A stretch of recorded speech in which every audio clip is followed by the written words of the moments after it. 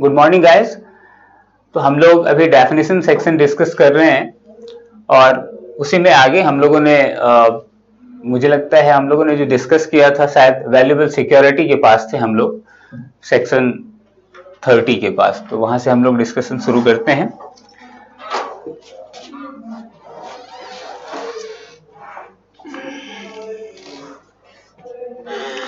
हम लोगों ने काउंटरफीट और डॉक्यूमेंट डिस्कस किया था, परहैप्स डॉक्यूमेंट डिस्कस नहीं किया था, तो ठीक है, डॉक्यूमेंट को रिवाइज करते हुए आगे बढ़ते हैं। Section 29 is document. The word document denotes any matter expressed or described upon any substance by means of letters, figures or marks, or by more than one of those means intended to be used or which may be used as evidence of that matter. एक सबसे खास बात क्या है कि देखिए यहां पर डॉक्यूमेंट की जो डेफिनेशन है वो ऐसा लग रहा है कि कहीं ना कहीं एक ऐसा तो नहीं कि एविडेंस के पर्पस से हमने डॉक्यूमेंट को डिफाइन किया है, लेकिन ऐसा नहीं है। आईपीसी में document itself can be subject matter of offence. जैसे डॉक्यूमेंट रिलेटेड ऑफेंसेस आप जानते हैं, जैसे कोई भी वैल्यूएबल सिक्योरिटी डॉक्यूमेंट थेफ्ट के सब्जेक्ट है, डॉक्यूमेंट फॉर्जरी के सब्जेक्ट है, बहुत सारी ऐसी चीजें हैं। तो डॉक्यूमेंट रिलेटेड ऑफेंसेस भी हो सकते हैं, लेकिन यहां पर जो which may be used as evidence of that matter, तो यहां पर जो एविडेंस लॉ है, खैर हम उस डेफिनेशन की यहां बात नहीं करेंगे जो ज्यादा इलैबोरेट है या किस पर्पस से, क्योंकि यहां पर हमारा जो पहला, क्योंकि जब एविडेंस के पर्पस से हम डॉक्यूमेंट को डिफाइन करते हैं तो ऑलरेडी हमारे पास एविडेंस एक्ट है, और जो ओवरऑल जो लीगल रिजीम है regarding you can say production of evidence, it's relevance, जिस तरह से उसको कोर्ट वैल्यू करेगा, ये सारी चीजें, किस तरह से प्रोक्योर करना है एविडेंस को, बहुत सारी चीजें, जो भी उसका प्रोसीजरल एस्पेक्ट है वो हमारे पास एविडेंस एक्ट में है ऑलरेडी। लेकिन फिर भी ऐसा नहीं है कि इसका जो इंसिडेंट है वो उस पर नहीं पड़ेगा। स्वाभाविक है कि कोई पर्टिकुलर टर्म अगर डिफाइन होता है तो वो थोड़ा इंक्लूसिवली ही डिफाइन होगा। अलग बात है यहाँ पर्पस थोड़ा अलग है। आईपीसी में जो डेफिनेशन है वो अपनी जगह पर है, और एविडेंस एक्ट में जो एविडेंस का पर्पस है, जो डेफिनेशन है डॉक्यूमेंट की, उसका पर्पस है एविडेंस, यानी एविडेंस के पर्पस से डॉक्यूमेंट का क्या मतलब है। यहाँ हम जानते हैं कि आईपीसी सब्सटैंसिव लॉ है, तो यहाँ पर जो भी डेफिनेशन है उसका पर्पस है कि किस तरह से हम ऑफेंस को डिफाइन करते हैं। उस ऑफेंस को डिफाइन करते वक्त हो सकता है कि वो प्राइमरीली वो सब्जेक्ट मैटर ऑफ ऑफेंस ही हो, या फिर इंसिडेंटली उस पूरे डेफिनेशन में जिस भी तरह से उस ऑफेंस को कमिट किया जा सकता है, जो भी प्रोबेबिलिटी है, पॉसिबिलिटी है, हम उसमें उस तरह के टर्म्स को यूज करते हैं जिससे वो डेफिनेशन जो है कॉन्क्रीट हो पाए, और जो सबसे बड़ा पर्पस है लॉ का कि सर्टेनिटी दे पाना, वो सर्टेनिटी दे पाए उस पर्टिकुलर ऑफेंस के डेफिनेशन को। खैर यहाँ पर 29 में हम देखते हैं कि डॉक्यूमेंट किस तरह से डिफाइंड है। तो word document denotes any matter expressed और described upon any substance by means of letters, figures और मार्क्स, और by more than one of those means intended to be used और which may be used as evidence of that matter. तो कोई भी चीज अगर express किया जा रहा है किसी भी चीज के थ्रू, चाहे वो कहीं भी लिखा जा रहा है bye means of letters, figures, जिस भी तरह से उसका एक्सप्रेशन है, अगर उसको आप रिकॉर्ड कर रहे हैं, क्योंकि डॉक्यूमेंट का मतलब ही है कि वहां पर by means of letter, figure और मार्क, किस भी तरह जो विजिबिलिटी है, यहाँ पर फोकस किस बात पर है, विजिबिलिटी पर, विजुअल एस्पेक्ट पर। So by means of letters, figures or marks or more than one of those means। अब ऐसा भी हो सकता है कि किसी पर्टिकुलर डॉक्यूमेंट में आप लेटर, फिगर, मार्क्स, बहुत सारी चीजों का साइमल्टेनियसली यूज करते हैं, तो वो एक डॉक्यूमेंट होगा। Explanation: It is immaterial by what means or upon what substance the letters, figures or marks are formed, or whether the evidence is intended for or may be used in court of justice or not। इसलिए देखिए court of justice में use किया जाए ना कि कोई भी, क्योंकि वो डॉक्यूमेंट कुछ भी हो सकता है, जरूरी नहीं कि वो कोर्ट ऑफ जस्टिस में ही यूज किया जाएगा। अगर ऐसा कुछ भी है कि किसी भी चीज पर by means of letters, figures और मार्क्स हमने कोई भी विजुअल रिप्रेजेंटेशन वहां पर दिया है, किसी भी चीज को रिकॉर्ड करने की कोशिश की है, वो कुछ ना कुछ सिग्निफाई करता है। वॉटएवर, कुछ भी हो सकता है सिंबॉलिकली बहुत सीक्रेट कोई लेटर आप किसी को लिख रहे हैं, जार्गन यूज किया जा रहा है वहां पर, कोई भी उसको हो सकता है कि सामान्य लैंग्वेज में जो आप कहते हैं उसमें उसको डेसिफर ना किया जा सके, वो कोडिफाइड है, उसको डिकोड करने के लिए हो सकता है कि, या फिर ऐसा भी हो सकता है कि वो नॉर्मली बहुत सारी ऐसी चीजें होती हैं कि प्रोटो स्क्रिप्ट्स हैं, बहुत पुराने स्क्रिप्ट में लिखा हुआ है जिसको कि अभी कोई नहीं पढ़ सकता, लेकिन फिर भी अगर वो ऐसा कोई विजुअल अपील है उसमें कुछ भी वहां पर by means of letter, figures और एनी मार्क, मार्क मीन्स आप कह सकते हैं मार्क ज्यादा इंक्लूसिव टर्म है। लेटर्स जब आप कहते हैं तो लेटर्स मालूम है कि किसी पर्टिकुलर लैंग्वेज का लेटर होगा, किसी कोई ना कोई उसका कुछ ना कुछ उसका स्क्रिप्ट हुआ करता है, लेकिन मार्क्स मीन्स एनीथिंग, तो कुछ भी अगर रिकॉर्ड किया जा रहा है तो वो डॉक्यूमेंट होगा। It is immaterial by what means और upon what substance the letters, figure और मार्क्स आर फॉर्म। अब यहां पर मीन्स जो है ये टर्म यूज हो रहा है प्रोसेस के लिए कि किस तरह की चीज से आप कर रहे हैं, इंस्ट्रूमेंट क्या यूज किया जा रहा है उस लेटर्स, फिगर्स और मार्क्स को बनाने के लिए।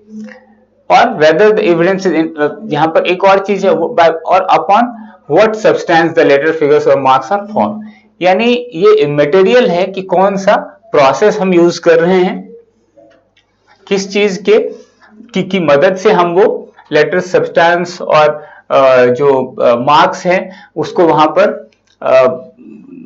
उस पर्टिकुलर डॉक्यूमेंट पर, उस मटेरियल पर हम उसको कार्व कर रहे हैं, उस पर्टिकुलर जो मटेरियल है, वेदर इट बी, हो सकता है कभी कभी स्टोन, आप देख सकते हैं कि कोई मार्बल या किसी भी चीज पर, या पेपर या अदर बहुत सारी चीजें हो सकती हैं, कोई भी मटेरियल हो सकता है, क्योंकि यहाँ क्या है, it is immaterial by what means, यानी मीन्स भी इमेटेरियल है, और upon what substance the letter, figures और मार्क्स आर फॉर्म, तो किस चीज पर फॉर्म किया जा रहा है वो इमेटेरियल है। हो सकता है वो प्लास्टिक है, हो सकता है कोई और सब्सटेंस है, वो हो सकता है स्टोन है, हो सकता है कोई ऐसी जगह है जो नॉर्मली किसी दीवार पर कुछ भी ऐसा आपने रिकॉर्ड करना चाहा, कुछ आप वहां पर कहीं ना कहीं एक्सप्रेस करना चाहते हैं, तो वो सारे डॉक्यूमेंट्स हो सकते हैं। इलस्ट्रेशन में देखिए, writing expressing the terms of contract which may be used as evidence of the contract is a document. A check upon a banker is a document.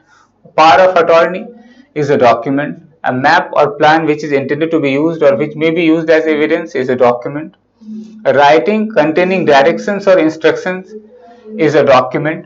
तो ये तो खैर ये जो एक्सप्लेनेशन इलस्ट्रेशंस हैं ये बहुत एग्जॉस्टिव नहीं है, इसमें तो नॉर्मली जो एक जेनरिक सेंस ऑफ डॉक्यूमेंट है उसी तरह की चीजों को इंक्लूड किया गया है, लेकिन जो डेफिनेशन है वो मोर इंक्लूसिव है, इवन एक्सप्लेनेशन भी, कि किसी भी तरह के मटेरियल पर अगर कोई भी चीज by means of letter, figures और मार्क्स अगर वहां पर आप फॉर्म कर रहे हैं उस पर्टिकुलर मटेरियल पर, तो वो एविडेंस होगा, इरेस्पेक्टिव ऑफ कि आपका इंटेंशन क्या था उसके पीछे, कि उसको एविडेंस के रूप में आप कोर्ट ऑफ जस्टिस में प्रोड्यूस करना चाहते हैं या नहीं करना चाहते हैं, जो भी उसके पीछे वजह रही हो, पर्पस इज इमैटेरियल, उसका कोई मतलब नहीं है।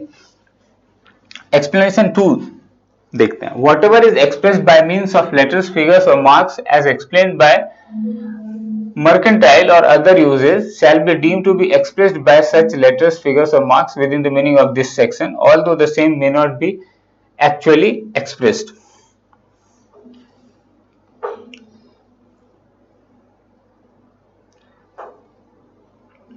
ओके, तो ये इसकी भी इलस्ट्रेशन देख लीजिए, उससे ज्यादा क्लियर होता है कि writes his name on the back of a bill of exchange payable to his order. The meaning of the endorsement as explained by mercantile uses is that the bill is to be paid to the holder. The endorsement is a document and must be construed in the same manner as if the words pay to the holder or words to that effect had been written over the signature. अब ऐसा क्यों कहा गया? क्योंकि कभी कभी vagueness हो सकती है इसके रिगार्डिंग। आपने नॉर्मली जो एक जेनरिक पर्पस होता है, ये कॉमन प्रैक्टिस होती है किसी भी पर्टिकुलर ट्रेड से रिलेटेड, किसी पर्टिकुलर फील्ड में, तो माना वही जाता है। जैसे आप कॉन्ट्रैक्ट में एक बहुत इंपॉर्टेंट टर्म है यहाँ पर, जो मुझे जरूरी लगता है कि उसको रेफर करना, कि कॉन्ट्रैक्ट में बहुत सारी चीजें, यहाँ कॉन्ट्रैक्ट साइलेंट है या उसकी कोई मतलब बिल्कुल कह सकते हैं कि एक्सप्लिसिटली टर्म्स एंड कंडीशंस वहां पर जो हैं वो लेट डाउन नहीं है उस पर्टिकुलर कॉन्ट्रैक्ट में, तो वहां पर हम कन्वेंशन के थ्रू चलते हैं। कन्वेंशन मतलब नॉर्मली किसी पर्टिकुलर फील्ड में क्या होता रहा है, क्या प्रैक्टिसेस हैं नॉर्मली। तो यहाँ पर भी वो चीज है कि whatever is expressed by means of letters, figures और marks as explained by mercantile और other usages shall be deemed to be expressed by such letter. अब जो नॉर्मली मर्केंटाइल में अदर यूजेस है वहां पर उस पर्टिकुलर कॉन्टेक्स्ट में, उस पर्टिकुलर फील्ड में, वही समझा जाएगा कि वैसा ही कुछ वहां एक्सप्रेस किया गया है थ्रू दोज लेटर्स, फिगर्स और मार्क्स। ऐसा नहीं कि आप कहेंगे कि वहां वेगनेस है and you can be given clean chit regarding that, regarding the regarding any responsibility which can be uh, located, which can be ascertained through those uh, letters, marks or figures, especially when you take it as a document and explain it and try to understand the fervor of that particular document, कि क्या उस document का क्या मतलब है, उससे क्या actually intention था उस डॉक्यूमेंट के थ्रू, है जो भी राइटिंग वहां पर है, जो भी मार्क्स वहां पर है, उसके थ्रू क्या मतलब है। क्योंकि हो सकता है कभी कभी वहां पर आपने बिल्कुल एक्सप्रेसली सारी चीजें नहीं लिखी हो, तो अगर वैसा कुछ नहीं किया है लेकिन कुछ जो बेसिक चीजें हैं आपने वहां पर कहीं ना कहीं रिकॉर्ड किया है, तो इसका मतलब है कि जो एक नॉर्मल यूज होता है, उस तरह की चीजों को किस कॉन्टेक्स्ट में लोग यूज करते हैं, उस तरह की प्रैक्टिस किन चीजों को नॉर्मली रिफ्लेक्ट करता है, तो वैसा ही माना जाएगा। तो ये एक्सप्लेनेशन वही है कि whatever is expressed by means of letters, figures और marks as explained by mercantile और other usages shall be deemed to be expressed by such letters, figures और marks within the meaning of this section although the same may not be actually expressed. आपने नहीं लिखा, इसमें क्या है कि आपने ये नहीं लिखा है वहां पर, सिर्फ आपने अपना नाम लिख दिया, back of a bill of exchange payable to his order. अब meaning of the endorsement as explained by mercantile usage is that bill is to be paid to the holder. फिर उसका मतलब है कि ये जो पेबल टू हिज ऑर्डर का मतलब नॉर्मली उस मर्केंटाइल में जो मर्केंटाइल यूजेज है उसके रिगार्डिंग, उसमें होता है कि वो बिल किसको, उसका मतलब होगा कि bill is to be paid to the holder. तो अगर ऐसा है और आपने इसको एक्सप्रेसली वहां पर नहीं लिखा है, तो भी इसका मतलब वही होगा, क्योंकि वो एक यूजेज है, मर्केंटाइल यूजेज है उस पर्टिकुलर फील्ड में, उस पर्टिकुलर कॉन्टेक्स्ट में। The endorsement is a document and must be construed in the same manner as if words pay to the holder और if the words pay to the holder or words to that effect had been written over the signature। अगर नहीं लिखा हुआ है तब भी इसको उसी तरह समझा जाएगा कि पे टू दी होल्डर है, अगर यहाँ पर exchange payable to his order है फिर भी, क्योंकि वही मर्केंटाइल यूजेस है उस पर्टिकुलर फील्ड में। तो ये डॉक्यूमेंट की डेफिनेशन है, और ये जो डेफिनेशन है इसमें आप ज्यादा एक्सप्लेनेशन से आपको पता चल गया होगा कि इस डेफिनेशन का पर्पस एविडेंस एक्ट का जो एंड है, जो एविडेंस एक्ट के पीछे जो हमारा उद्देश्य है उसको फर्दर करना नहीं है, बल्कि डॉक्यूमेंट को एक डिफरेंट मीनिंग देना है, जो कि ज्यादा आप कह सकते हैं कि सब्सटैंसिव जो एस्पेक्ट ऑफ लॉ है यहाँ पर उससे जुड़ा हुआ है।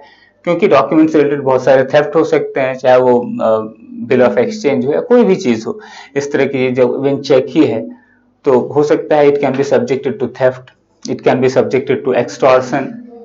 वैल्यूएबल सिक्योरिटी की आप देखते हैं बात होती है इवन सेक्शन 383 एक्सटॉर्शन में।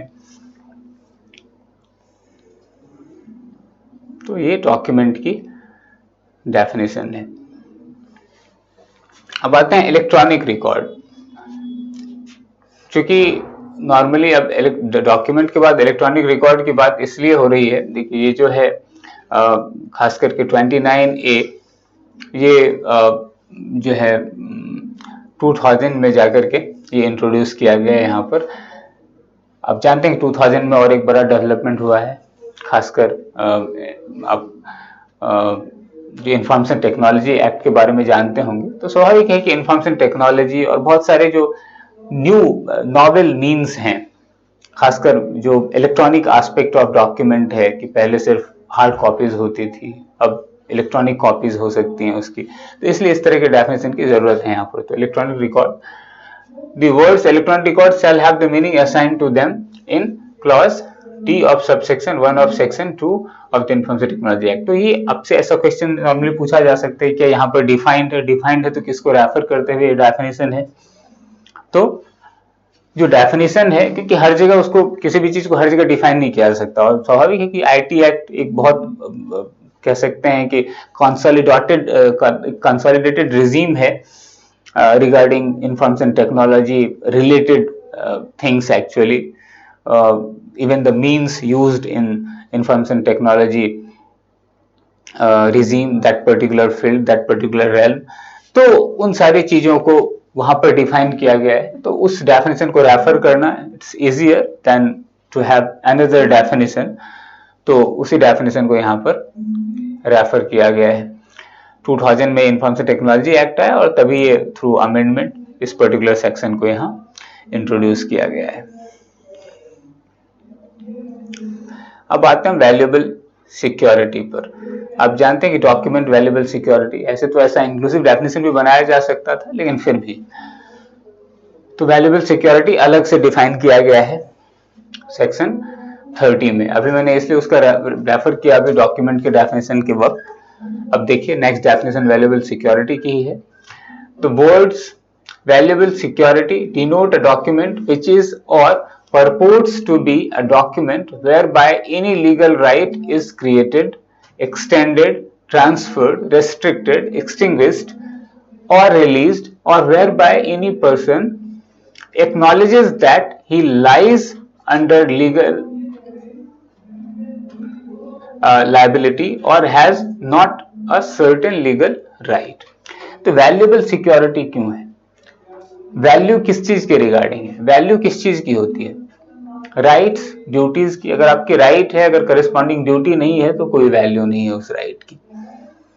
राइट की जो भी चीज बेसिस हो सकती है, कि चाहे आप राइट ओन करते हैं या किसी की कोई अपनी ड्यूटी वेव करता है, इस तरह की जो भी चीजें हैं, अगर किसी डॉक्यूमेंट में that has already been recorded, तो वैल्यूएबल सिक्योरिटी है वो डॉक्यूमेंट, क्योंकि वो बेसिस होगा फाइनली कि किसकी राइट है, किसकी ड्यूटी है, क्या उस राइट के होल्डर में कोई चेंज हुआ है, क्या उस राइट को ट्रांसफर किया गया है, किसी दूसरे इंसान को असाइन किया गया है, जो भी चीजें हैं उसके रिगार्डिंग कुछ भी हो सकता है, या उस राइट को किसी और को एक्सटेंड किया जा रहा है, या पहली बार कोई राइट क्रिएट की जा रही है उस डॉक्यूमेंट के थ्रू, या उसको ट्रांसफर किया जा रहा है, या उसमें कुछ रेस्ट्रिक्शन हो रहा है, या राइट बिल्कुल खत्म हो रही है, हो सकता है उसमें कोई टाइम डायमेंशन जुड़ा हुआ हो कि हाँ फॉर 20 ईयर्स ये राइट्स आपकी होगी, उसके बाद ये राइट नहीं रहेगी। बहुत सारी ऐसी चीजें हो सकती हैं, जैसे आप कह सकते हैं लीज, बहुत सारी ऐसी चीजें हैं, टेनेंसी, इस तरह की चीजों में एक टाइम बॉन्ड एस्पेक्ट हो सकता है। तो जो उसका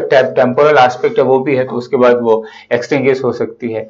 कोई रिलीज भी वही चीज है, किसी को रिलीज कर दिया गया पर्टिकुलर चीज से, चाहे रिलीज वगैरह में ऐसा होता है। और whereby any person acknowledges that he lies under legal ability और has not a certain legal right, दोनों तरह की चीजें। आपने अगर वेव किया है, ठीक है, अगर कोई इंसान एक्सेप्ट करता है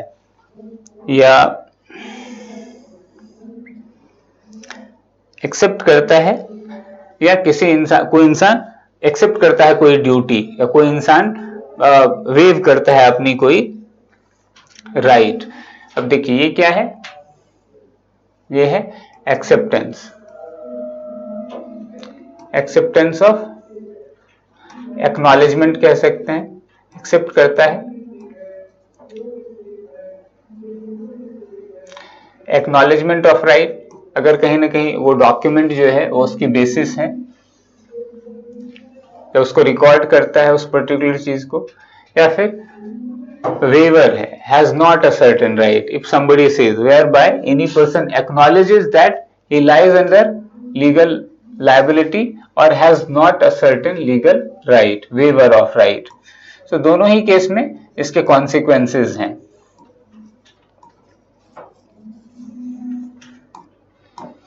दोनों ही केस में इसके कॉन्सिक्वेंसेस हैं।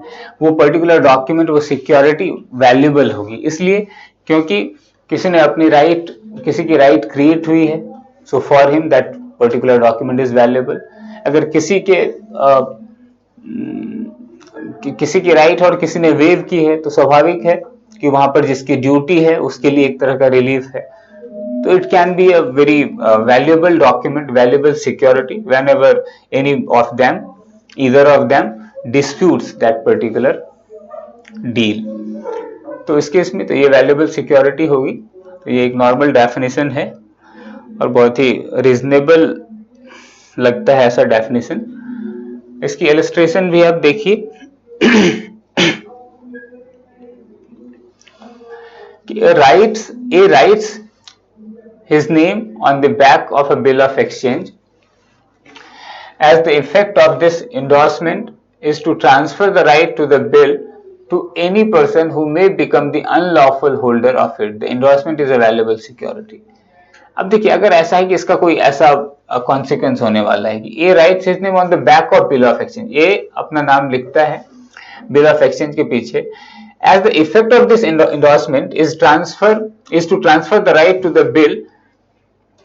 the bill to any person who may become the unlawful holder of it। The endorsement is a valuable security। अगर उसने अपना नाम किसी के हाथ में, मान लीजिए ऐसे ही वो डॉक्यूमेंट आ जाता है, तो वो हो सकता है कि वो अनलॉफुल होल्डर है, लेकिन फिर भी अगर अनलॉफुल होल्डर है और वहां पर उसका नाम लिखा हुआ है, तो वो उसका नाम लिखा जाना कहीं ना कहीं किसी बात को सिग्निफाई करता है कि एक्चुअली वहां पर इंटाइटलमेंट किसकी होगी।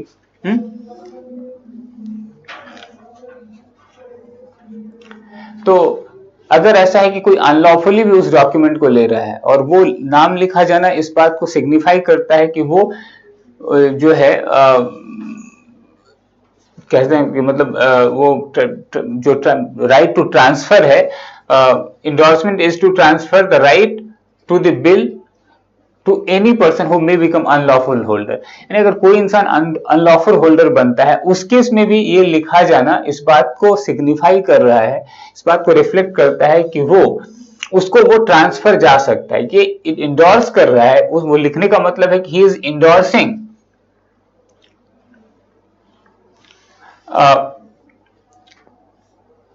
कि वो जो बिल है उसका वो ट्रांसफर राइट जो है वो किसी भी अनलॉफुल होल्डर के पास जा सकता है। तो ये जो जस्ट अ मिनट, तो यानी कोई डॉक्यूमेंट वैल्यूएबल सिक्योरिटी कैसे बनता है, उसमें आपने किस तरह की चीजें, अब यहां पर जैसे मैंने कहा कि created, extended, transferred, restricted, extinguished और रिलीज्ड, तो कोई particular gesture, whether it be signature or even writing something on a particular document, is ultimately giving rise to such sort of impression कि हाँ उससे क्या होता है, ये कोई लीगल राइट क्रिएट की जा रही है, एक्सटेंड की जा रही है या ट्रांसफर की जा रही है।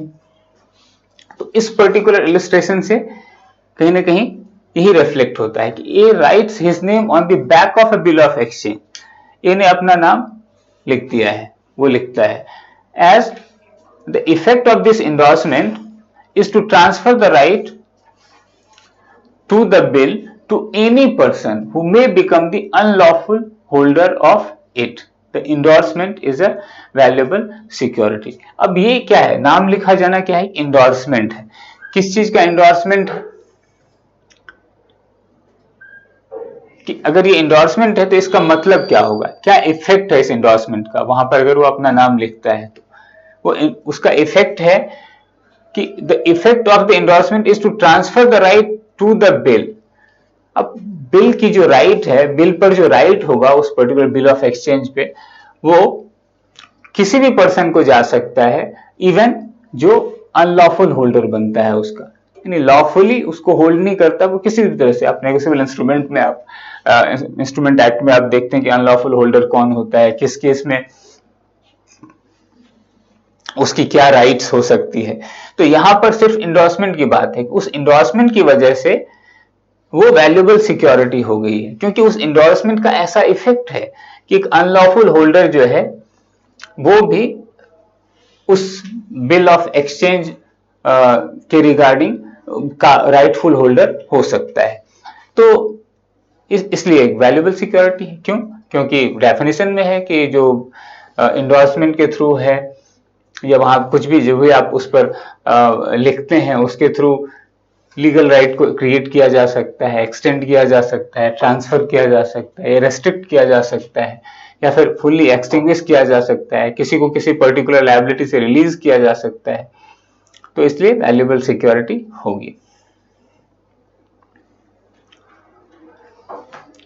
उसके बाद 31 अ विल, ये सिंपल डेफिनेशन है। The words a will denote any testamentary document. Testamentary document क्या है आप जानते हैं कि जो कोई भी इंसान अपने विल फॉर्म करता हो सकता है कि विल टर्म नहीं यूज किया है। टेस्टामेंट्री डॉक्यूमेंट मतलब क्या, अपनी प्रॉपर्टी के बारे में, हाँ मैं इसके बाद ऐसा चाहता हूं। आप देखते हैं ट्रांसफर ऑफ प्रॉपर्टी एक्ट में विल की बात होती है। तो ऐसा कोई भी डॉक्यूमेंट जो टेस्टामेंट्री है, एनी टेस्टामेंट्री डॉक्यूमेंट, उसको विल माना जाएगा। यानी अगर विल वर्ड यूज किया जा रहा है तो वो इंक्लूसिव होगा of any testamentary document. 32 words referring to acts include illegal omissions in every part of this code except where a contrary intention appears from the context. Words which refer to acts done extend also to illegal omissions. यानी अगर आपने कहा कि आपने कुछ किया, positively doing something और just omitting something what you are supposed to do, तो दोनों केसेस जो हैं या कमीशन है या ओमिशन है, दोनों एक, यानी अगर कहीं एक्सप्रेसली यूज नहीं किया गया है कि some kind of omissions are also considered to be they also can be covered under that particular offense in that particular definition, अगर ऐसा नहीं है तो जहां भी सिर्फ एक्ट यूज किया गया है वहां ओमिशन भी माना जाएगा।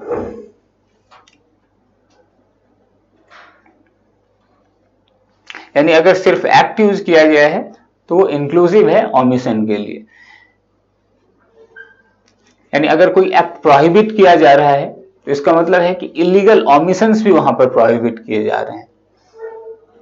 सिर्फ एक्ट ही वर्ड यूज किया गया, ओमिशन एक्सप्रेसली वहां पर यूज नहीं किया जा रहा है, क्योंकि हर जगह जरूरी नहीं है। हो सकता है कभी कभी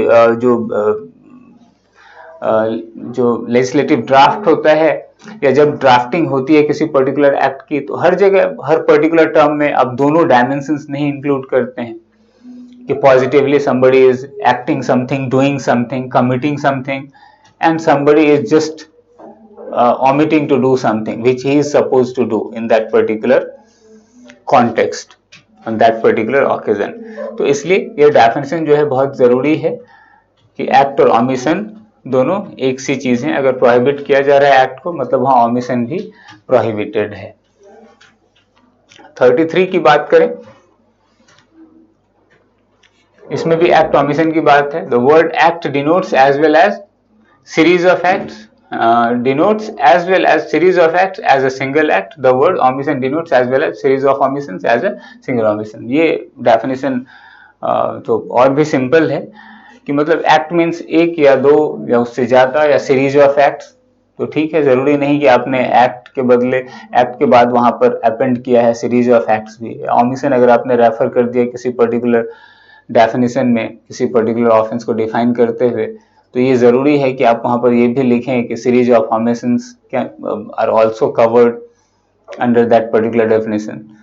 इसकी जरूरत नहीं है। इसलिए जेनरलिटी यहाँ पर सबसे पहले इंश्योर की गई है कि irrespective of the use which is maybe we can say that singular number use is there, no means even plural word आपने यूज नहीं किया वहां पर, या फिर सीरीज ऑफ एक्ट्स या ओमिशंस की बात नहीं की, लेकिन वो पर्टिकुलर ऑफेंस इन्वॉल्व करता है कि बहुत सारे एक्ट्स या सीरीज ऑफ एक्ट्स, तभी वो कॉन्स्टिट्यूट होगा वो पर्टिकुलर ऑफेंस, या जो भी फाइनली उसका रिजल्ट होता है जिस कॉन्सिक्वेंस की वजह से वो पर्टिकुलर ऑफेंस हो पाता है।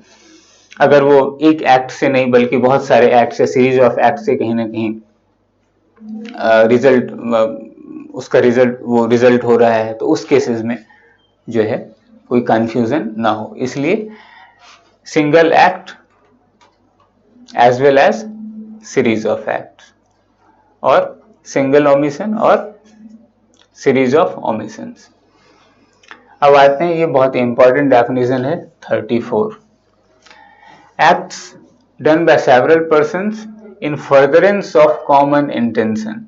When a criminal act is done by several persons in furtherance of the common intention of all.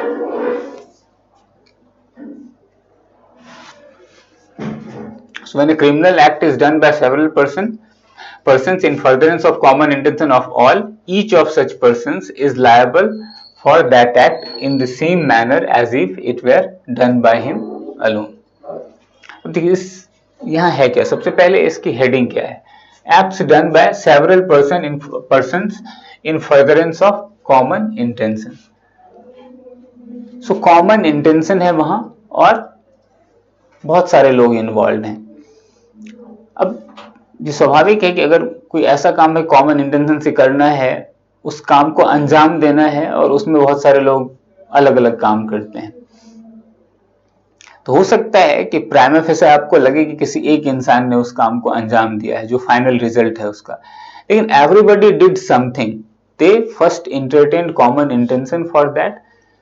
There is एक तरह से कह सकते हैं कि प्रायर मीटिंग ऑफ माइंड, तो प्रायर मीटिंग ऑफ माइंड्स है वहां पर, और उसके बाद सबने मिलकर कुछ न कुछ किया है।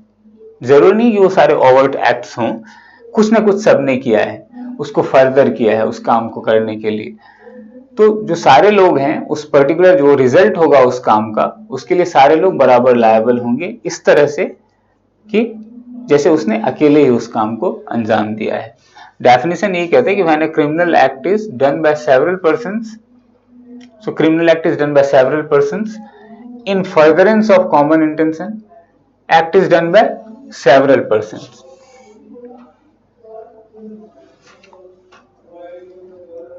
Several persons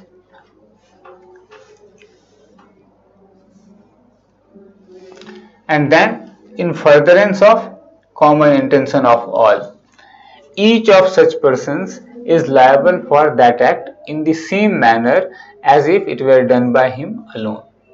अगर बहुत सारे लोगों ने मिलकर के वो काम किया है, उस एक्ट को किया है, क्रिमिनल एक्ट को, जो कि उन सारे लोगों ने कहीं ना कहीं कॉमनली इंटेंड किया था, कोई प्री प्लानिंग थी या जो भी, जिस भी तरह से आप उसको कहीं ना कहीं डिडक्ट कर पाए, ये इन्फरेंस कॉन्क्रिटाइज कर पाए कि हाँ इन सारे लोगों का कॉमन इंटेंशन था, तो finally come up with that particular result, to bring about that particular result. अगर ऐसा है तो each of such person is liable for that act in the same manner as if it were done by him alone. यानी अगर हम कहें कि इस पर्टिकुलर सेक्शन के इंग्रेडिएंट की हम बात करें,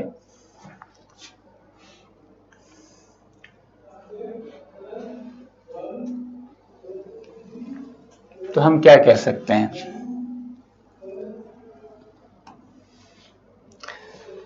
कि यहां बहुत सारे लोग इन्वॉल्व हैं, several persons are involve. So very first thing, अगर इस डेफिनेशन को हम देखें और वन बाय वन इसको हम इसके इंग्रेडिएंट्स जो है उसको एनलिस्ट करना चाहें,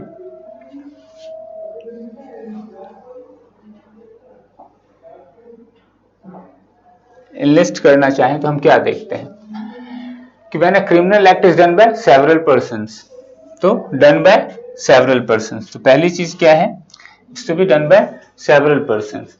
then furtherance of common intention,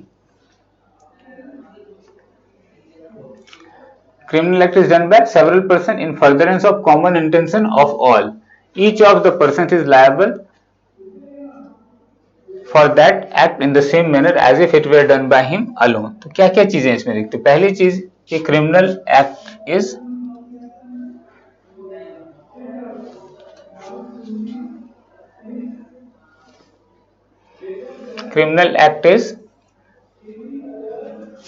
done, so there is some act which is done by several persons in furtherance of common intention, When a criminal act is done by several persons in furtherance of common intention of all, each of such person is liable for that act in the same manner as if it were done by him alone. So what is the criminal act? If I say what is the criminal act, सबसे पहली बात क्या है इसमें कि criminal act होना चाहिए. Criminal act का मतलब क्या है? जब तक कोई ऐसा रिजल्ट नहीं है जो कि प्रोहिबिटेड है, या जब तक ऐसा कुछ नहीं है कि जो भी किया गया है वो प्रोहिबिटेड है, हो सकता है कि रिजल्ट ना हो या कोई अफेक्टेड नहीं हो, उससे कोई ऐसा हार्म नहीं हुआ हो, फिर बहुत सारे लोगों ने मिलकर उसको किया है, और जब वो क्रिमिनल एक्ट कॉन्स्टिट्यूट करता है, वो पर्टिकुलर जो भी रिजल्ट है फाइनली वो क्रिमिनल एक्ट हो जाता है. अब समझ सकते हैं जैसे कोई बात प्रिपरेशन है, एक स्टेज है, उसके बाद कोई एक्ट क्रिमिनल एक्ट कहा जा सकता है जो कि प्रोहिबिटेड है. जो प्रोहिबिटेड नहीं, अगर उससे पहले कुछ भी किया गया है तो वो क्रिमिनल एक्ट नहीं है. क्योंकि पहली बात जो है, जो हम क्रिमिनल लॉ की बात करते हैं तो पहली बात यही है कि जो प्रोहिबिटेड है, it has to be prohibited by law. अगर लॉ प्रोहिबिट नहीं करता है तो कोई भी कॉन्सिक्वेंस है वो क्रिमिनल नहीं हो सकता है. तो पहली चीज है कि जो रिजल्ट है, result is a criminal act. और वो क्यों किया गया है? इन furtherance of common intention of all the person. यहां क्या है? Furtherance of common intention of all the person. ऐसा था कि वो जो एक्ट था वो कहीं ना कहीं सारे लोग कॉमनली उसको, उस काम को करने के लिए, वैसा रिजल्ट लाने के लिए, वैसे आउटकम के लिए सारे लोगों ने सोच रखा था. सारे लोगों ने चाहा कि ऐसा कोई एक्ट हो, ऐसा कोई रिजल्ट हो, और उसके लिए हो सकता है कि बहुत सारे लोगों ने कुछ किया होगा. तो यहाँ क्रिमिनल एक्ट क्या है? क्रिमिनल एक्ट तो वो रिजल्ट है, और उसके पीछे बहुत सारे लोग इन्वॉल्व हो सकते हैं कि किसने क्या किया. तो अगर फाइनली वो क्रिमिनल एक्ट हो जाता है और किसी ने भी कुछ भी किया हो, और फाइनली उस कॉमन इंटेंशन के कारण सारे लोगों का जो एक्ट है फाइनली कॉन्स्टिट्यूट करता है, या ऐसा कोई रिजल्ट ब्रिंग अबाउट करता है जो कि क्रिमिनल है, तो वो सारे लोग उसके लिए बराबर लायबल होंगे. Each of such persons is liable for that act in the same manner as if it were done by him alone. से कोई काम है. अब इसमें बहुत सारे केसेस हैं, उसके थ्रू हम इन चीजों को समझ सकते हैं. जैसे अगर मैं कहूं, इसमें कुछ इंपॉर्टेंट केसेस हैं.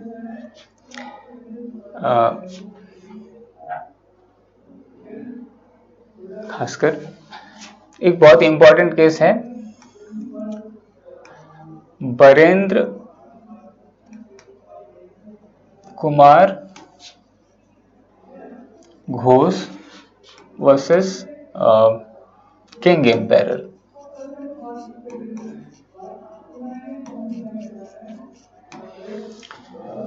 ये 1925 का केस है. इस केस में क्या हुआ कि this fellow and some of his colleagues, some of his friends, so they went to a post office. Postmaster was counting the, actually whatever money he had, so he was counting that. So they went there with some weapons, normally pistols, loaded pistols were there with them, and this fellow Barendra Kumar Ghosh, he was asked to be present outside the post office.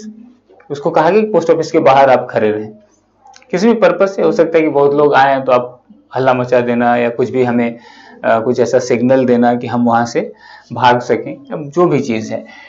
He was not directly doing something. He was not found to be doing anything directly. He was just standing outside the post office, and other fellows, they actually went inside, और उन्होंने पैसा मांगा postmaster से. उसने शायद deny किया, तो उन्होंने पिस्टल से फायर किया, और फाइनली पोस्टमास्टर की जो है वहीं पर इंस्टेंट डेथ उसकी हो गई. तो सारे लोग भाग गए. उसके बाद जैसे उसकी डेथ हुई तो डर कर भाग गए. And this fellow Barendra Kumar Ghosh, actually he was caught by the police, so he was arrested, finally prosecuted. तो कॉमन इंटेंशन की बात यहां पर आई, क्योंकि इसने गोली नहीं चलाई थी, लेकिन इसको मर्डर के लिए प्रोसिक्यूट किया गया, फाइनली कन्विक्ट भी किया गया. तो इसने कहा कि नहीं, मैं तो बाहर खड़ा था. तो इस केस में आपको क्या लगता है? बाहर खड़ा था, इसने कहा कि नहीं मुझे वहां पर फोर्स किया गया, बाहर खड़ा किया गया, मुझे जबरदस्ती कहा गया, जो भी चीजें हैं, लेकिन ओवरऑल जो स्कीम है वो क्या है? वो पोस्ट ऑफिस को लूटने की स्कीम है, रॉबरी की स्कीम है, और आप पिस्टल है वहां पर, उस पर्पज से आप जा रहे हैं वहां पर, आपको पता है कि पिस्टल है किसी के पास, रॉबरी की जानी है, डेथ वहां पर एक पॉसिबल कॉन्सिक्वेंस हो सकता है, ऐसा कुछ भी। अगर पिस्टल लेकर जा रहे हैं तो आप जा रहे हैं कि नहीं वहां पर डकैती होगी, और अगर कोई रोकेगा तो आप उसको मारेंगे। तो ये जो इंटेंशन है, इसको माना गया कि सारे लोग जो भी इन चीजों को जान रहे हैं, कंस्ट्रक्टिवली सारे लोग इसके लिए लायबल होंगे। क्योंकि वो कॉमन इंटेंशन क्यों है? क्योंकि सारे लोग जान रहे हैं कि हाँ ऐसी पॉसिबिलिटी है। अब ये अलग बात है, आप कहेंगे कोई एक इंसान जाता है, उसको कुछ भी पता नहीं है, वो किस पर्टिकुलर ओकेजन पे उस पर्टिकुलर ग्रुप को वो ज्वाइन करता है, उसके पहले क्या इंटेंशन था, उसने किस मोटिव के साथ या किस समझ के साथ वहां पर उसको ज्वाइन किया, इस पर डिपेंड करता है। तो अगर सारे लोगों को, अब देखिए सबसे बड़ी बात यहाँ होती है कि जो फैक्ट्स एंड सर्कमस्टांसेस हैं वही बेसिस होती है किसी भी या कॉमन इंटेंशन सॉर्ट ऑफ जो भी इंप्रेशन है उसको इन्फर करने के लिए। अब यहाँ पर कुछ भी ऐसा नहीं है जिससे वो कह सके कि नहीं वो कॉमन इंटेंशन नहीं रखता था, क्योंकि सारे लोग मिलकर गए थे वहां पर, सारे लोग इन्वॉल्व हैं उस डकैती में। ऐसा नहीं कि आप बाहर खड़े हैं, you are not yourself actually pulling the trigger of that particular pistol and shooting the postmaster, but still you are part of the scheme. You knew that you commonly intended to bring about that particular result. तो prior meeting of mind, ये माना गया कि जो prior meeting of mind है और उसके बाद जो भी कॉन्सिक्वेंस होता है तो सारे लोग उसके लिए बराबर लायबल, कोई किसी भी तरह से वहां पर ऐड कर सकता है। अब वो पर्टिकुलर इंसान सिर्फ बाहर खड़ा था, लेकिन फिर भी वो लायबल ठहराया जाता है। अब इसका मतलब ये भी नहीं है कि जो भी लोग वहां इन्वॉल्व हैं या कुछ भी हुआ है तो जितने सारे लोग वहां पर इन्वॉल्व होंगे वो सारे लोग कॉमन इंटेंशन रखेंगे, ये मतलब नहीं इसका। इसलिए हमें ये जरूरी है देखना कि फैक्ट्स एंड सर्कमस्टांसेस क्या है। थोड़ी सी डेविएशन हो सकती है, फैक्ट और वेरिएशन हो सकती है फैक्ट्स और सर्कमस्टांसेस में, और उसके आधार पर हम ये कह सकते हैं कि नहीं यहाँ पर कॉमन इंटेंशन नहीं है। एक दूसरा केस है बहुत ही इंपॉर्टेंट यहाँ पर, जिसमें यही डिस्टिंक्शन जो है, इस पर बात मतलब इस पर क्लैरिटी आई है उस पर्टिकुलर डिसीजन से। वो केस है महबूब शाह का केस, महबूब शाह वर्सेस एम्पेरर। ये जो केस है ये 1945 का केस है। इसमें क्या था कि कुछ लोग गए थे बैम्बू जो रीड्स है उसको काटने, वहां पर उस पर्टिकुलर लैंड या उस जो प्रॉपर्टी थी उसके रिगार्डिंग डिस्प्यूट था। तो कुछ लोग वहां काटने गए, जो अदर पार्टी थी जो उसको डिस्प्यूट कर रही थी उसने कहा कि नहीं आप ये नहीं काट सकते, नहीं ले जा सकते। तो फिर दोनों में थोड़ा बहुत झड़प हुई, उसमें थोड़ा बहुत जो नॉर्मल स्टिक या कजल वगैरह से थोड़ा बहुत झगड़ा हुआ, एक दूसरे पर दोनों ने असॉल्ट किया, और एक पार्टी जो है जो ऑब्जेक्ट कर रही थी उस प्रॉपर्टी को वहां से ले जाने के लिए, उस पार्टी ने मतलब जोर से आवाज लगाई मदद के लिए, क्योंकि उसको शायद दूसरी पार्टी भारी पड़ रही थी। तो वो भारी पड़ रही थी इसलिए उसने आवाज लगाई, और उसके बाद ये महबूब शाह और एक वली शाह, ये दो लोग वहां पर लोडेड गन के साथ पहुंच गए। और उसके बाद लोडेड गन के साथ पहुंच गए और इसने जो फायर किया उससे एक इंसान की मौत हो गई। अल्लाह दाद परहैप्स उसका नाम था, अगर मैं सही हूं तो फाइनली जब इस इंसान को प्रोसिक्यूट किया जा रहा है महबूब शाह को, इसने भी शायद गोली चलाई थी जो कि किसी दूसरे इंसान को जिसने इंजर किया था।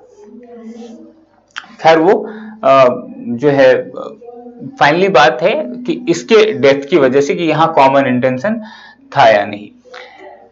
इसको गोली किसने मारी? वली शाह ने। महबूब शाह और वली शाह दोनों एक साथ लोडेड गन के साथ वहां पर अपीयर होते हैं, लेकिन कहा गया कि दोनों के पास सिमिलर इंटेंशन तो हो सकती है, हो सकता है दोनों गोली चलाने की बात तो सोच रहे हो सकता है ऐसा, कि दोनों हो सकता है कि सोचें कि, लेकिन दोनों के पास कॉमन इंटेंशन थी कि नहीं किसी को मारने के लिए, ये डिफरेंट चीज है। कॉमन इंटेंशन के लिए जरूरी है कि दोनों, अब ऐसा हो सकता है, जैसे मैं अगर और एग्जाम्पल दूं तो ऐसा हो सकता है कि दो लोग सिमिलर इंटेंशन लेकर के चलते हैं, लेकिन एक ने कुछ किया ही नहीं, और दोनों की सिमिलर इंटेंशन है, दोनों ने आपस में मीटिंग नहीं की है, दोनों अलग अलग तौर पर वहां दौड़कर आए और एक ने किसी को मार दिया। हो सकता है लोडेड गन के साथ वो आया, लेकिन उसको वो मारने की मनसा लेकर आया या नहीं आया ये नहीं कहा जा सकता। उसने तो गोली भी नहीं चलाई, अगर ये प्रूव नहीं हुआ है तो। या उस इंसान पर गोली नहीं चलाई, हो सकता है उसने किसी दूसरे इंसान पर गोली चलाई।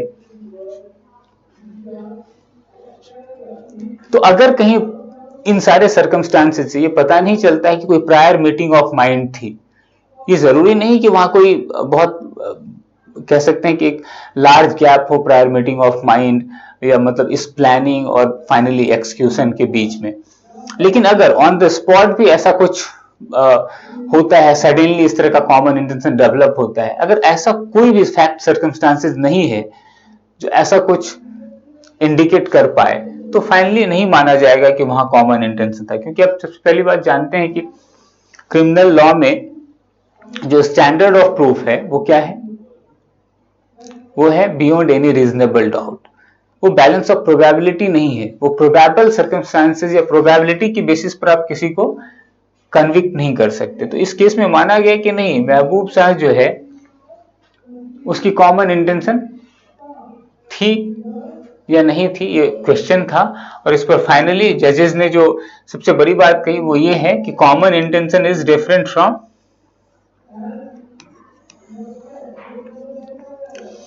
कि ये डिफरेंट है किससे,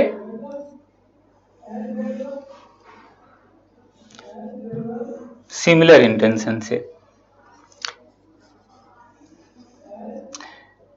अगर सिमिलर इंटेंशन है तो लायबिलिटी नहीं होगी। ये जरूरी है कि कॉमन इंटेंशन होना चाहिए। कॉमन इंटेंशन के लिए जरूरी है कि प्रायर मीटिंग ऑफ माइंड हो, यानी उस पर्टिकुलर एक्ट के लिए, चाहे वो हो सकता है 1 मिनट पहले की बात हो या सडनली डेवलप हुआ हो, लेकिन प्रायर मीटिंग ऑफ माइंड होना चाहिए कॉमन इंटेंशन के लिए। Similar intention is not common intention, और उस आधार पर किसी पर्टिकुलर ऑफेंस के लिए किसी दो इंसान को सिमिलरली लायबल नहीं ठहराया जा सकता है। तो ये एक इंपॉर्टेंट केस है। तो कॉमन इंटेंशन की जो सबसे बड़ी रिक्वायरमेंट है वो ये है कि प्रायर मीटिंग ऑफ माइंड होना चाहिए, तभी वो कॉमन इंटेंशन कॉन्स्टिट्यूट करेगा। अदरवाइज वो कॉमन इंटेंशन नहीं होगा। वो सिमिलर इंटेंशन हो सकता है लेकिन वो कॉमन नहीं है उस पर्टिकुलर ऑफेंस के लिए जिसके लिए भी किसी को प्रोसिक्यूट किया जा रहा है, वो कॉमनली इंटेंडेड नहीं था। हो सकता है दोनों के पास सिमिलर इंटेंशन हो, दोनों सिमिलर इंटेंशन के साथ वहां पहुंचे हो, लेकिन एक ने कुछ भी नहीं किया।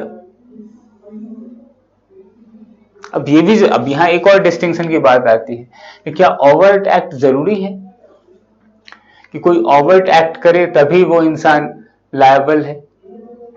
एक बहुत इंपॉर्टेंट केस है इसमें, Krishnan versus state of Kerala.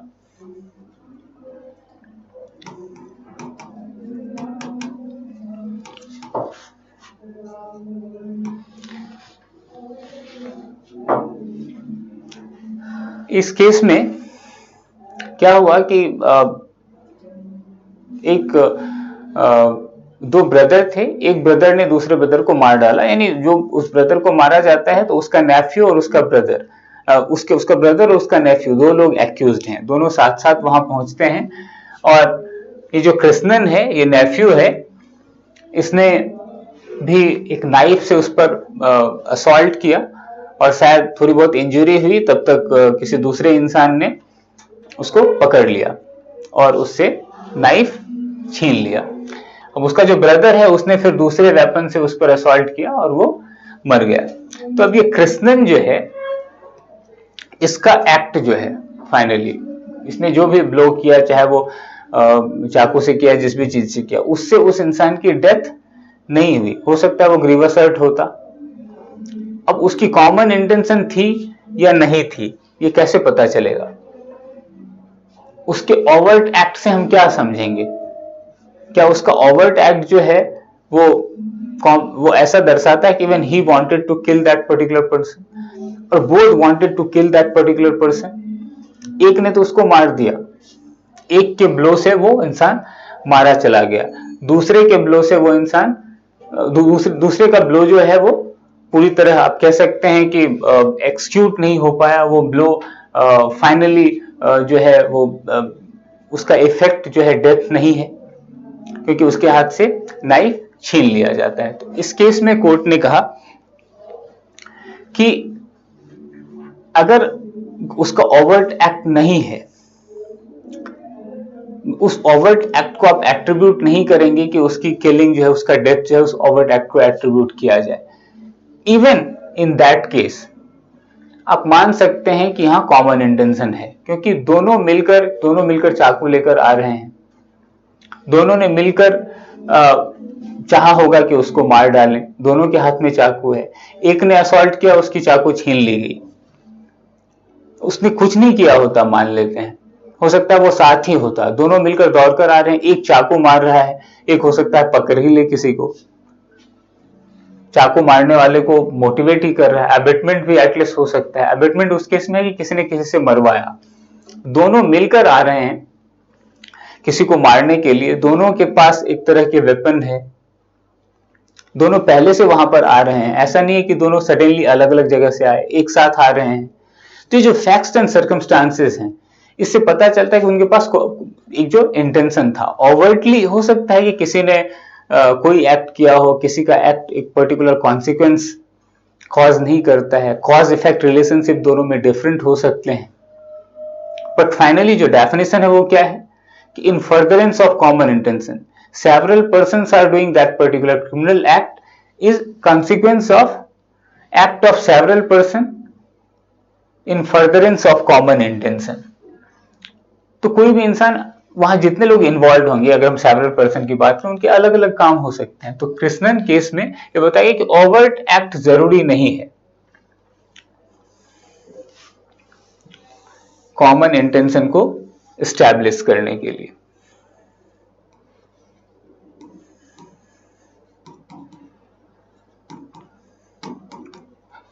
Not necessary to establish common intention. अब एक और केस है बड़ा important, Pandurang versus state of Andhra Pradesh, state of Hyderabad, Andhra Pradesh नहीं था, स्टेट ऑफ हैदराबाद।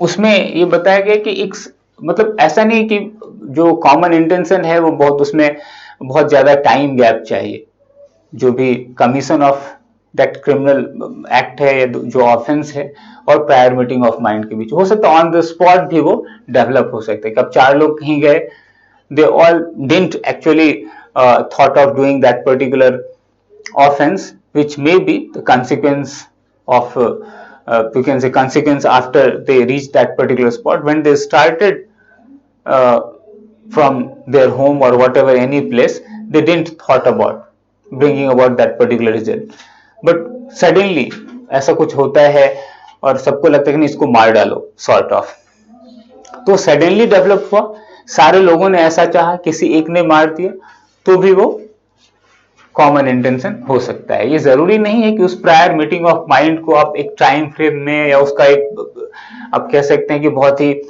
कॉन्क्रीट या स्ट्रेट जैकेटेड कुछ ऐसा बता दे कि नहीं एटलीस्ट इतना टाइम लैप्स होना ही चाहिए। वो फैक्ट एंड सर्कमस्टांसेस से कहीं ना कहीं इन्फर किया जाएगा कि सडन एक कह सकते हैं कि आउटबस्ट ऑफ फ्यूरी हो सकता है वहां पर, और सारे लोग हो सकता है उस पर्टिकुलर रिजल्ट के लिए कॉमन इंटेंशन रखते हो, तो ऐसे केसेस भी हो सकते हैं। तो पांडुरंग केस में ये बताया कोई मतलब जरूरी नहीं है कि एक लार्ज टाइम गैप हो। State of Hyderabad,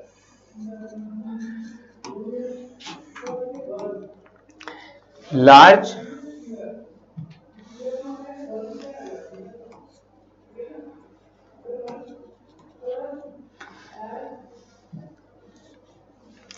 gap is not required।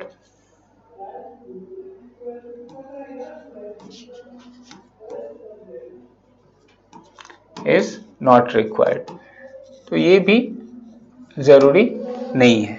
तो कॉमन इंटेंशन के लिए आप ये नहीं कह सकते कि बहुत ही लंबा टाइम बीतना चाहिए। इवन सडनली ये डेवलप हो सकता है और सारे लोग कॉमन इंटेंशन के बेसिस पर सिमिलरली लायबल हो सकते हैं। बहुत सारे अलग अलग केसेस हो सकते हैं। जैसे सिमिलर और कॉमन इंटेंशन की हम बात करें तो एक और बहुत अच्छा एग्जांपल हो सकता है कि दो लोगों ने किसी को चाहा कि हम उसे मारें या कोई पर्टिकुलर क्राइम कमिट करना चाहा हो। आप कह सकते जैसे किसी एक इंसान को मारने की अगर मैं एक एग्जांपल लूं कि दो लोग जाते हैं किसी को मारने, दोनों की इंटेंशन तो मारने की है, या दो लोग किसी पर असॉल्ट करते हैं, एक तरह से मैं कह लूं, दोनों में प्रायर मीटिंग ऑफ माइंड नहीं है। दोनों हो सकता है मारना चाहते हो या ग्रीवस हर्ट कहीं ना कहीं कॉज करना चाहते हो। दोनों जाते हैं और अलग अलग ब्लो मारते हैं उसको, और दोनों ब्लो इंडिपेंडेंटली जो है, अगर मैं कहूं कि किसी ने एक किसी वेपन से किसी पर्टिकुलर जगह पर आप कह सकते हैं कि वार किया, और दूसरे ने किसी और जगह पे बॉडी के किसी और पार्ट पे हो सकता है उसने असॉल्ट किया। अब दोनों का क्यूमुलेटिव रिजल्ट ऐसा हो सकता है कि दैट पर्सन में succumb to those injuries and finally die। और अगर इंडिपेंडेंटली आप दोनों इंजरी को जज करें तो आप कहेंगे कि ये उसको मारने के लिए सफिशिएंट नहीं था। अब यहाँ एक बात ध्यान रखना है, मैंने क्या कहा कि प्रायर मीटिंग ऑफ माइंड नहीं है। दोनों मिलकर अगर ऐसा चाहते तो स्वाभाविक है कि एक ने कुछ किया और दोनों मिलकर अगर ये रिजल्ट फाइनली हो रहा है कि that person that victim is dying, तो वहां कॉमन इंटेंशन होगा क्योंकि दोनों की इच्छा थी कि मारना है। अब दोनों के असॉल्ट मिलकर मारे या एक ने पूरा काम तमाम कर दिया, एक वहां सिर्फ खड़ा खड़ा देख रहा था या फिर उसको उसकी पहरेदारी कर रहा था, दैट्स डिफरेंट थिंग। यहाँ पर दोनों की कॉमन इंटेंशन नहीं है, दोनों की सिमिलर इंटेंशन है, दोनों ने मारना चाहा। दोनों के जो ब्लोज हैं वो जो ऑर्डिनरी कोर्स ऑफ नेचर, जब आप खास करके सेक्शन 300 की बात आप करते हैं सेकेंडली थर्डली की, तो वहां पर है कि नहीं, ऑर्डिनरी कोर्स ऑफ नेचर में वो ऐसी इंजरी होनी चाहिए जिससे डेथ नॉर्मली होता है, डेथ जिसकी कॉन्सिक्वेंस हो सकती है। दोनों की सिमिलर इंटेंशन, दोनों ने अलग अलग ब्लो किया, दोनों की इंडिपेंडेंटली अगर दोनों के ब्लोज को आप देखें, whether it be with you can say by using any sort of weapon, तो अगर वो डेथ कॉज नहीं कर सकता तो वो दोनों में से कोई भी जो है वो मर्डर के लिए कन्विक्ट नहीं होगा, क्योंकि दोनों में से किसी का भी ब्लो उसको मारने के लिए सफिशिएंट नहीं था। हो सकता है कि दोनों ही ग्रीवस हर्ट के लिए फाइनली कन्विक्ट किए जाएं। तो ये ओवरऑल कॉन्सेप्ट है कॉमन इंटेंशन का। और इसमें जो सबसे बड़ी बात है वो ये है कि 3-4 चीजें ध्यान रखने की बात है कि ओवर्ट एक्ट जरूरी नहीं है सबके द्वारा। Overt act is not a prerequisite, ये पहली बात। दूसरी चीज क्या है कि common intention is different from similar intention.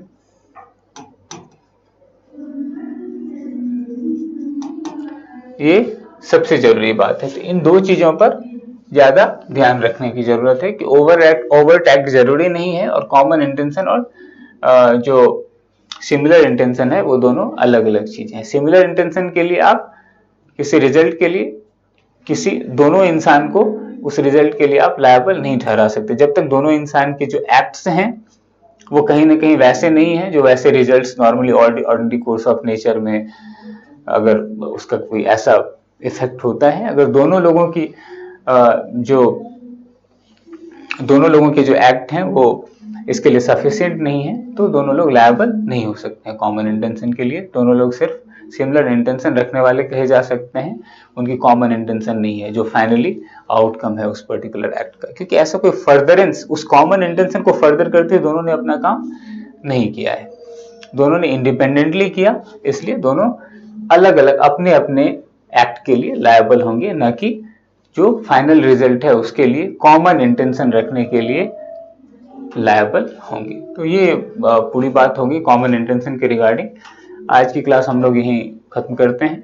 और आगे फिर इस डेफिनेशन सेक्शन को हम लोग आगे डिस्कस करेंगे, फाइनली इसको कंक्लूड करेंगे परहैप्स अगली क्लास में। ओके।